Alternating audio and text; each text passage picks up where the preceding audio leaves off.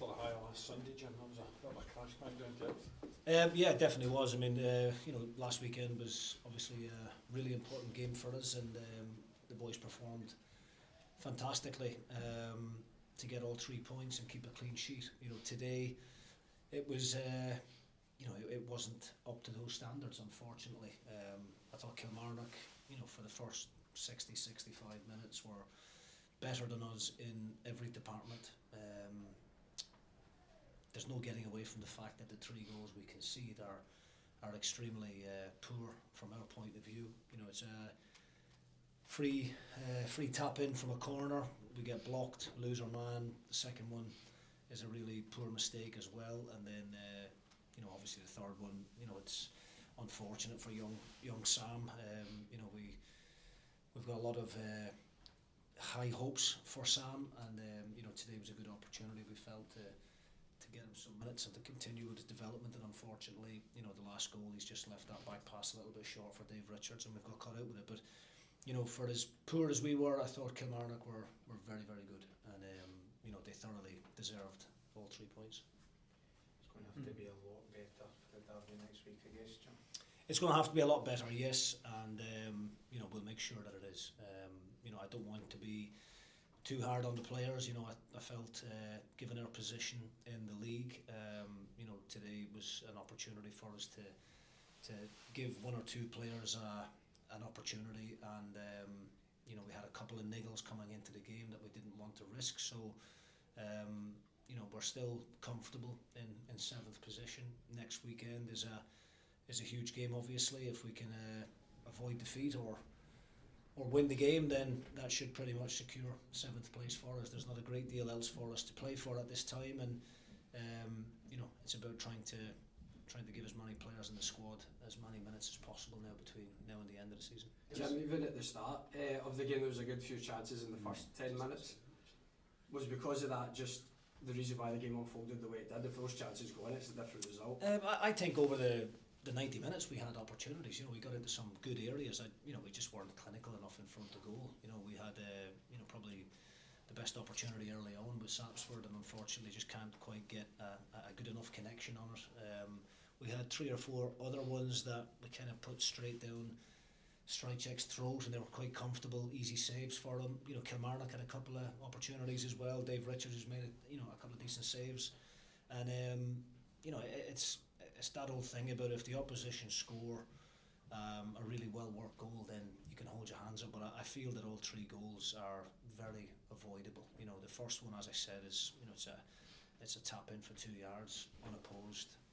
The second one is just a long ball over the top that we don't deal with. We look favourite initially, and then we get out muscled, and then the last one, unfortunately, is a mistake from the young defender. But it's a massive 3 points for Kilmarnock, and you could see how much the game meant to them. Certainly, as I said, I thought for the first 65 minutes they were miles better than us. It looked as if they had a lot more energy.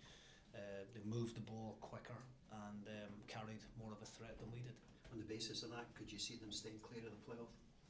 Well, it's going to be really tight. Obviously, I'm aware of the result at Dens as well. So it's a huge 3 points for Kilmarnock, and it closes the gap on St Mirren, obviously. Kilmarnock, to me, I think since Neil McCann has came in, I think he's done a really good job. All of Neil's teams, play a certain way, and I think you've got to admire them for that.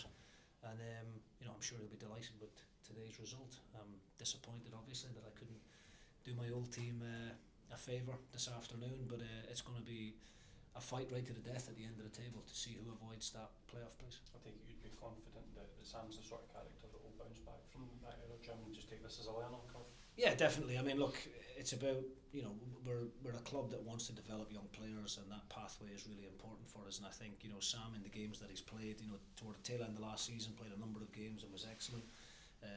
Was played against Livingston recently in that 3-2 victory against them, and today it's a mistake. I don't think his all-round game today was all that bad. It's just unfortunate that he's made a poor decision at that time. We probably could have just put the ball out for a throw-in or made a better connection with the back pass to Dave Richards, but it's all part of the learning curve. You know, you've got Sam Harding there at 20 years old, you got Dario Namo at right wing back at 20 as well. We've managed to get young Owen starting on for the last 10 minutes as well. So it's all about trying to get these boys as many minutes as possible to build up the development and hopefully get them ready one day to be regulars in the Dundee United first team. Jim, prior to this game, you're said to be on a really good run of form. Do you feel there was a significant drop-off in performance, or is it just a case of fine margins maybe going the other way? Well, look, without sounding like a broken record, anybody that watches the game back and analyses the goals that we concede, you know, they are not chances that we would have given up last weekend. So whether that's a mentality thing or what, it's hard to put your finger on it. But you know, I just felt that we were a little bit slow in our build-up. You know, taking far too many touches. We were turning over possession in the midfield area in the first half an hour of the game far too regularly, and yeah, we just didn't look as if we were in the same headspace as what we were last week. And I've got to credit the opposition for that. I don't, you know, I could sit here and talk about how poor we were in certain areas of the game today, but I think that would take away from the performance of Kilmarnock. I think Neil McCann and his players deserve all the credit for this afternoon. They could afford to drop off for the last half an hour, 25 minutes. Yes, we had plenty of the ball at that point, but we struggled to do a great deal with it. And I'm not going to be too hard on my players because they have been very, very good in the last 6 or 7 games. You know, today was a disappointing performance, and ultimately that led to a very disappointing result.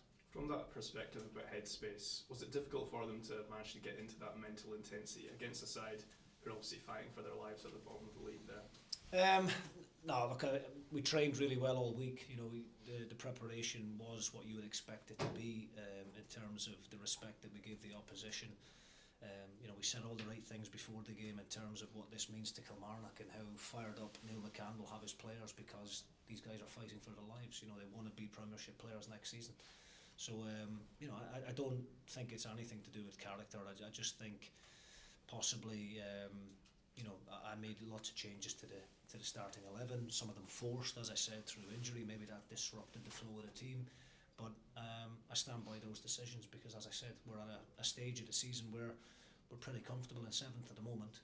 We want to try and blood the youngsters, and I felt today was a good opportunity to do that. Cheers.